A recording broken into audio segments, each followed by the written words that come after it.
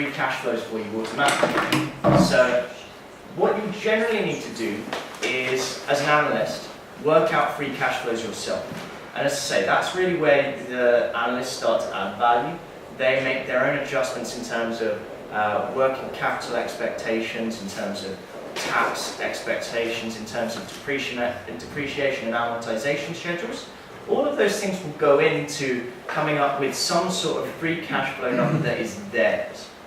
Here, we take an average of everybody's numbers to come up with an idea of what the cash flows are. So you can see that generally, because of high levels of capital expenditure, Magnet's free cash flows are negative over the past few years, and they continue to be negative for this fiscal year. After that, analysts expect to see positive levels of free cash flow. Okay? This is one reason why a discounted cash flow model doesn't work very well for new companies. Because if you have negative numbers, your company is going to be worth minus, which doesn't make any sense. Okay? I know that a lot of these things are probably fairly basic into the overall company valuation point, but it's important to see that with the data there. So they expect CapEx to be fixed, but cash from operations is growing quite substantially, so we've got some free cash flow data that we can then use in our model to build things out. Now, for those of you who are interested, you've got a lot of additional data to populate these sheets with, so you'll see things like interest expense, foreign exchange losses, all of these things that might be extraordinary to the company as of a particular year. You can find them inside here to put into your models. If you think that, if you want to see how much they've had in terms of extraordinaries and whether or not you should adjust in the future, you'll find it there. So, in fact, there have not really been any extraordinaries in the case of Magnet. If we take a company like BP, who should have quite a lot of extraordinaries that they don't report apparently. Really? I always forget that BP caused a very big problem in the Gulf of Mexico like 4 years ago. They never reported that as a problem. But anyway. Okay, I don't have an example with extraordinary losses net of tax, but effectively you would see those items coming through and you'd be able to take them out in the future. Okay? So you get all of that data. You've got the balance sheet data there as well, though it's not massively useful in this case. And you've got cash flow statements pre-built for you, so you can see the types of breakdowns that we give. Finally, you've got here, in additional, you've got lots of things like contractual obligations. And whilst I'm not going to talk about the idea of capital leasing, this is probably a little bit more useful if we take Aeroflot.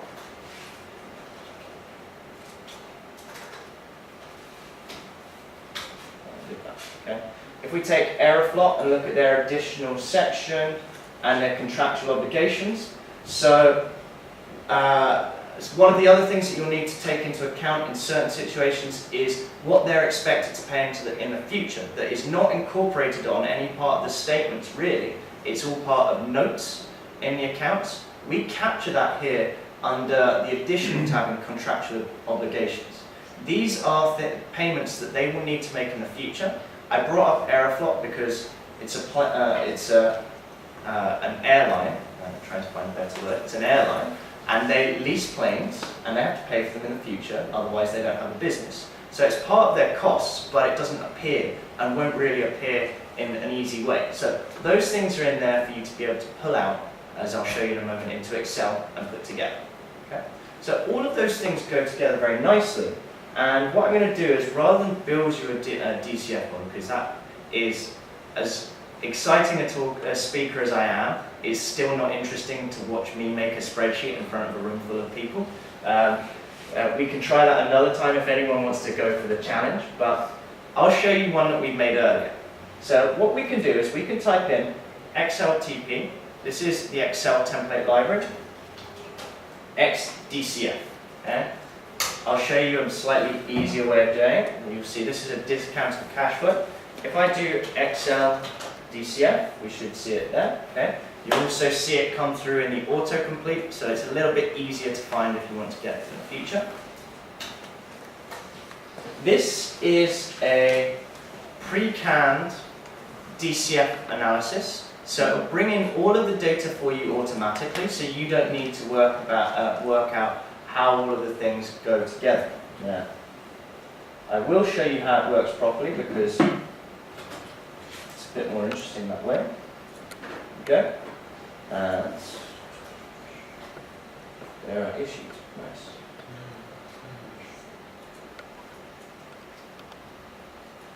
Here we go.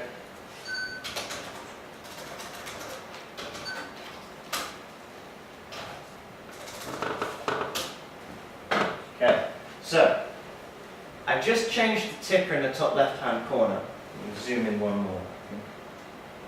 Does that look a little bit nicer? Excel on a big screen never looks that nice. Sorry. Let's see. Perhaps you could actually, move that this screen. Oh, smart. Okay, let's do that. Nice. That looks a bit better. Thank you. So, a bit easier to talk this way as well. We now have a view of discounted cash flow analysis. And for the simple mind here, you've got perpetual growth, assuming that it will grow at one rate forever. This is unlikely. Okay?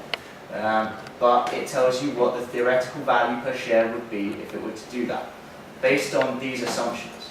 So based on a cost of capital of 9.3%, which was the value we saw earlier, I'll explain a bit more about that in a second, growth of 1.2%, EBITDA multiple of 16 times, so this comes from Bloomberg here.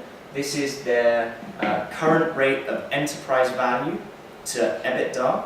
So the business, the overall business is valued at an enterprise value of X.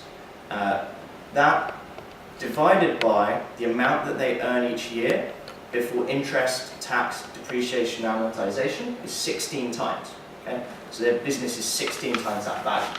We assume this to be the same going forward because we assume that their business is valued in that way. Okay? And we look at the tax rate being 22%. Okay? Now, these are the basic assumptions that you can change. If you want to say that they actually are going to pay less for their capital and might put in 8%, that's going to tweak it. As the cost of capital goes down, your share price will go up. Okay? So you can see theoretical value per share becomes 40,000 rubles.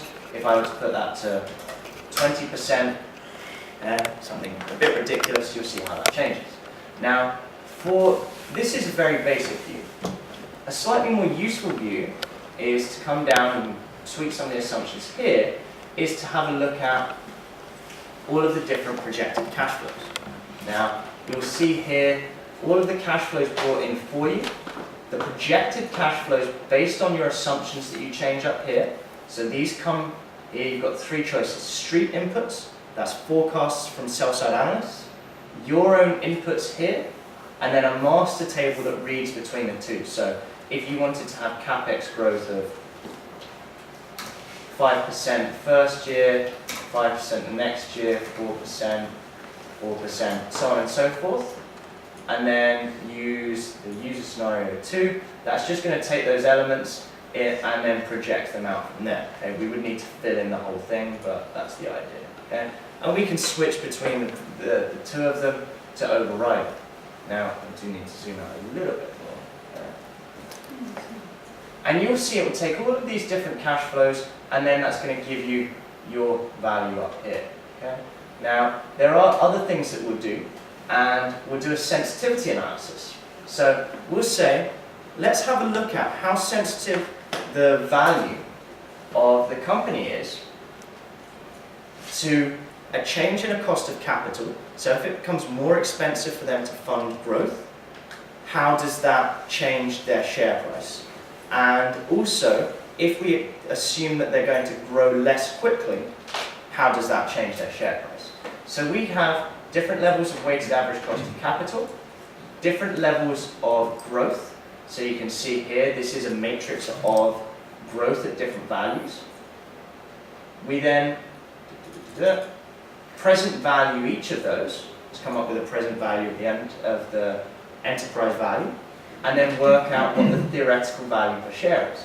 So you can see at a growth rate of 3.2% and a cost of capital of 20%, they're worth 8,000 rubles a share, which is like 15% less than now. Okay? If they only grow at 1.2% and have a WACC of, I think it was 22.5, then it has a substantial impact on their business. Okay? So these can all be tweaked and changed to adjust how you understand the sensitivity. Now, here we have the data brought in automatically. I'll show you how you can get data in very quickly. So there's two ways. One, if you look up that way, one is to do output Excel inside the fundamental screen. Okay? So that way you'll get everything in one go. This is for the time efficient of you. Okay? People call me lazy, but I say it's efficient with time. But this just means you do one click, you get all of the data, everybody's happy. Okay?